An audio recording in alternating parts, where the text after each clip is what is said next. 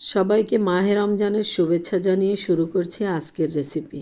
একটি বছর অতিক্রম করে খুব কাছেই চলে এসেছে পবিত্র রমজান মাস। আর ইফতারিতে ভাজাভাজি পছন্দ করেন না এমন মানুষ কমই আছে। তাই ইফতারিতে চিকেনের পুরে ঠাসা ঘরোয়া উপকরণে এরকম মজাদার নাস্তা ঘরেই তৈরি করে নিলে আপনার ইফতারির প্লেটারের লুক পাল্টে যাবে। আর খেয়ে সবাই আপনার প্রশংসা করবে। বাচ্চাদের টিফিন ও অতিথি আপ্যায়নে এটা একটি অসাধারণ নাস্তা। এই নাস্তাটা ফ্রোজেন করে দীর্ঘদিন রেখে খেতে পারবেন। আশা করি আপনাদের কাছে ভালো লাগবে। তাহলে চলুন রেসিপি শুরু করি। একটা ফ্রাই প্যান চুলায় দিয়ে তার মধ্যে 2 টেবিল চামচ সাদা তেল দিয়ে 1 টেবিল চামচ ঘি দিয়ে দিলাম। এখন এর মধ্যে দিয়ে দেব 1 চা চামচ রসুন এবং আদা কুচি। এটা খুব মিহি করে কুচি করে নিয়েছি। এটার একটু রং পরিবর্তন হলেই এর মধ্যে দিয়ে দেব একটা মুরগির অর্ধেকটা বুকের মাংস আমি আদা রসুন এবং গোলমরিচ লবণ দিয়ে সেদ্ধ করে নিয়েছি। সেদ্ধ করে এটাকে হাত দিয়ে ঝুরি ঝুরি করে ছাড়িয়ে নিয়েছি। এটাকে দিয়ে সামান্য সময় একটু নাড়িয়ে চাড়িয়ে এর মধ্যে দিয়ে দেব 1/2 চা চামচ কালো গোলমরিচের গুঁড়া। কালো গোলমরিচের গুঁড়াটা দিয়েও এটাকে একটু বেশ ভালোভাবে নাড়িয়ে চাড়িয়ে নেব। এখন এর মধ্যে দিয়ে দিচ্ছি 1 কাপ পেঁয়াজ কুচি আর 5-6টা কাঁচা পাকা মরিচ মিহি করে কুচি করে। আমি কাঁচা পাকা মরিচ একসাথে মিলিয়ে দিয়েছি দেখার সৌন্দর্যের জন্য। আপনারা শুধু কাঁচা মরিচও দিতে পারেন। এখন এগুলোকেও একটু মিলিয়ে নিয়ে এর মধ্যে দিয়ে দিচ্ছি উঁচু করে গ্রেট করা 1 কাপ গাজর এবং আমার ফ্রোজেন করা 1 কাপের একটু কম বাঁধাকপি। শীতের সবজি ফ্রোজেন করার পদ্ধতি আমার চ্যানেলে রয়েছে, প্রয়োজন হলে চ্যানেলে প্রবেশ করে দেখে নিতে পারেন। তো বন্ধুরা, এখন সবগুলোকে আরও একবার মিশিয়ে নিয়ে এর মধ্যে দিয়ে দিলাম 1.5 চা চামচ সয়া সস, 1 টেবিল চামচ রেড চিলি সস এবং 1 টেবিল চামচ টমেটো সস। সসগুলোকে একটু ভালোভাবে মিশিয়ে নেব। আমি এখনও এর মধ্যে লবণ দেইনি, শুধু চিকেনের মধ্যে হালকা করে লবণ দিয়েছিলাম।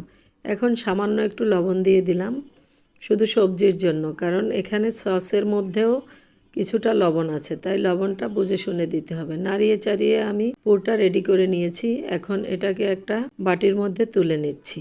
বন্ধুরা, আমি এই পুরটা দিয়ে তৈরি করব চিকেন স্প্রিং রোল। এখন নিয়ে নিচ্ছি কিছু শিট। এই শিটটা আমি সুপার শপ থেকে কিনে এনেছি। আমি সময় বাঁচানোর জন্য শিটগুলো কিনে নিয়েছি। আপনারা চাইলে এগুলো ইজিলি বাসায় তৈরি করে নিতে পারেন। আমি এই শিটগুলো থেকে কিছু অংশ নিয়ে এখন একটা স্টিলের স্কেলের সাহায্যে মাঝখান থেকে একটা দাগ কেটে নিয়েছি। এটাকে আমি 4 ভাগে ভাগ করে নেব, সেজন্য একদম মাঝখান থেকে আড়াআড়িভাবে কেটে আবার অপর সাইডেও একটা মাঝখান থেকে দাগ টেনে আড়াআড়িভাবে কেটে নিচ্ছি। এভাবে আমি এটাকে 4 টুকরা করে নেব। দেখুন 4 টুকরা করা হয়ে গেছে। এখন একটা একটা করে এখান থেকে আমি এই শিটগুলো ছাড়িয়ে নেব। এখানে এই শিটের মধ্যে কিন্তু অনেক পাতলা পাতলা করে অনেকগুলো শিট আছে, যেগুলো আমাদেরকে এভাবে হাত দিয়ে ছাড়িয়ে নিতে হবে। আমি সবগুলো শিট ছাড়িয়ে নিয়েছি। এখন এখানে 3 টেবিল চামচ ময়দা নিয়ে তার মধ্যে সামান্য একটু পানি দিয়ে আমি একটা আঠালো পেস্ট তৈরি করে নেব। খেয়াল রাখতে হবে এটা যেন বেশি পাতলা না হয়ে যায়। একটা ঘন আঠালো টাইপের পেস্ট তৈরি করতে হবে। এটা দিয়ে পরবর্তীতে রোলগুলো আমি সিল করে নেব।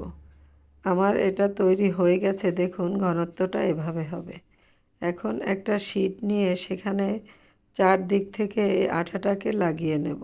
এখন এই যে চিকেনের এবং ভেজিটেবল দিয়ে তৈরি পুরটা তৈরি করেছি, পরিমাণ মতো দিয়ে দেখতেই পাচ্ছেন 2 সাইড থেকে মুড়িয়ে এভাবে একটা রোল করে দিচ্ছি।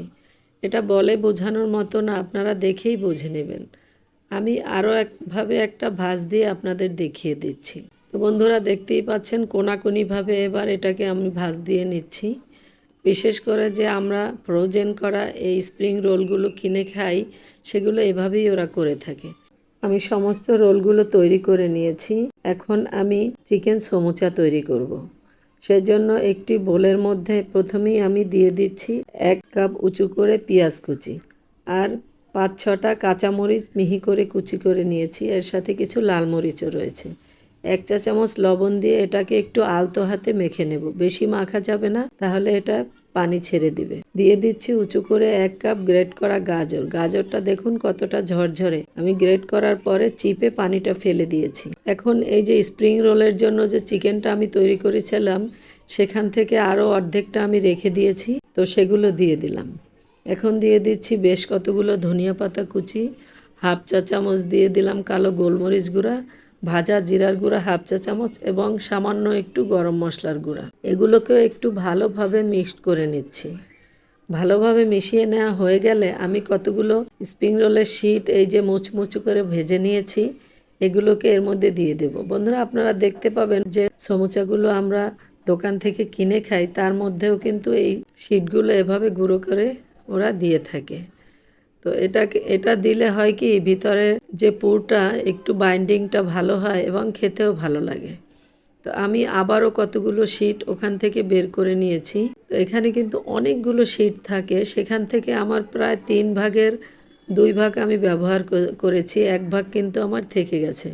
দেখুন, আবারও স্টিলের স্কেলের সাহায্যে আমি এবার লম্বালম্বি করে এটাকে 3 ভাগ করে নেব। মেপে 3 ভাগ করে এটাকে আমি লম্বালম্বি শেপে আমি 3টা পিস করে নেব। 3টা পিস করে নেওয়ার পরে এগুলোকেও আমি একটা একটা করে শিট এভাবে ছাড়িয়ে নেব। এগুলো সবগুলো ছাড়িয়ে নিয়ে স্প্রিং রোল সিল করতে যেরকম একটি পেস্ট তৈরি করে নিয়েছিলাম, এখানেও আবারও একটা সেরকমই পেস্ট তৈরি করে নিচ্ছি। তো দেখুন, আঠা তৈরি হয়ে গেছে। এখন শিটগুলো এই যে আমি ছাড়িয়ে নিয়েছি। এখন এখান থেকে একটা শিট রেখে বাকি শিট আমি একটা বক্সের মধ্যে রেখে দেব।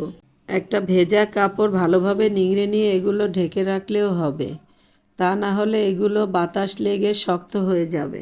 আমি আগে যে স্প্রিং রোল বানিয়েছি সেটাও কিন্তু এভাবে রেখে দিয়েছিলাম, আপনাদের দেখাতে ভুলে গিয়েছিলাম।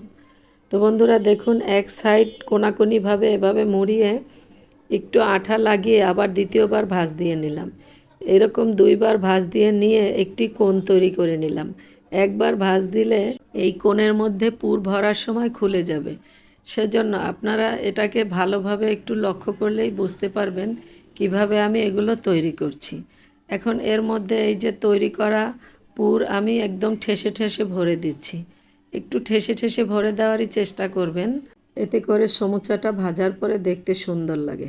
এরপরে একটু মুড়িয়ে নিয়ে আবারও একটু সাইড থেকে আঠা লাগিয়ে দিয়ে একটা সমুচা তৈরি করলাম। আপনাদের বোঝার সুবিধার্থে আরও একটা তৈরি করে দেখিয়ে দিচ্ছি। আসলে এটা আমি বলে বোঝাতে পারবো না বা কেউই পারবে না, আপনারা আমার হাতের দিকে লক্ষ্য করুন এবং শিখে নিন। তো বন্ধুরা, আমি আরও একটা সমুচা এভাবেই ঠিক তৈরি করে আপনাদেরকে দেখিয়ে দিলাম। তো সবগুলো সমুচা আমি তৈরি করে নিয়েছি। এখন 2টা প্লেটে আমি নিয়েছি। একটা প্লেট আমি এভাবে ডিপ ফ্রিজে রেখে দেব এবং শক্ত হলে আমি একটা এয়ারটাইট বক্সে ভরে রাখবো। বাকি আপনাদের একটা প্লেটের সমুচা ভেজে দেখাচ্ছি। তেল গরম করে সমুচাগুলো দিয়ে দিলাম, তবে তেলটা অতিরিক্ত গরম করবেন না, হালকা গরম করতে হবে। বেশি গরম হয়ে গেলে তাহলে সমুচার গায়ে কিন্তু বাবল উঠে যাবে এবং দ্রুত কালার চলে আসবে, আর সমুচাগুলো ভাজা সুন্দর হবে না, খেতেও ভালো লাগবে না, দেখতেও ভালো লাগবে না। তো বন্ধুরা, আমি প্রায় 5-6 মিনিট মিডিয়াম আঁচে এক ব্যাচ সমুচা ভেজে নিলাম। এটা ভেজে নিয়ে আরও কয়েকটা ছিল, সেগুলো আমি ভেজে নিলাম। তো আপনাদেরকে সবগুলো ভেজে এখন সমুচাগুলো দেখিয়ে দিচ্ছি। এখন একই তেলের মধ্যে আমি কিছু স্প্রিং রোলও ভেজে নেব। একই পদ্ধতিতে চুলার আঁচ মিডিয়াম লো করে এই রোলগুলোকেও ছাড়তে হবে। তো ছেড়ে দিয়ে আমি একটু ঘুরিয়ে ঘুরিয়ে উল্টিয়ে দিয়ে এগুলোকেও প্রায় 5 মিনিট সময় নিয়ে ভেজে নিলাম। যেহেতু স্প্রিং রোলের ভিতরের পুরটা রান্না করা, তাই ভেজে নিতে বেশি সময় লাগেনি। ফ্রেন্ড, সমস্ত রোল এবং সমুচাগুলো আমি ভেজে তুলে নিয়েছি। দেখুন, দেখতে কতটা ইয়াম্মি লাগছে। উপর থেকে মুচমুচে ক্রিস্পি এবং ভিতরে চিকেনের পুরে ঠাসা। এটা বাসায় এভাবে তৈরি করলে খুব সাশ্রয়ীভাবেই তৈরি করা সম্ভব। তো আমরা কেন বাহিরের খাবার, অস্বাস্থ্যকর খাবার কিনে খেতে যাব, যদি এত সহজেই ঘরে এই মজাদার খাবার তৈরি করা যায়। বন্ধুরা, দেখতেই পাচ্ছেন সমুচাগুলোর ভিতরে কতটা চিকেনের পুর, দেখেই কিন্তু লোভনীয় লাগছে। তো বন্ধুরা, আমার রেসিপি ভালো লাগলে চ্যানেলটাকে সাবস্ক্রাইব করে শেয়ার করে দিবেন আমার রেসিপিগুলো, আর ফেসবুক থেকে দেখে থাকলে চ্যানেলটাকে ফলো দিয়ে একটা লাইক করে দিবেন। সবাই ভালো থাকবেন। আজ বিদায় নিচ্ছি। আল্লাহ হাফেজ।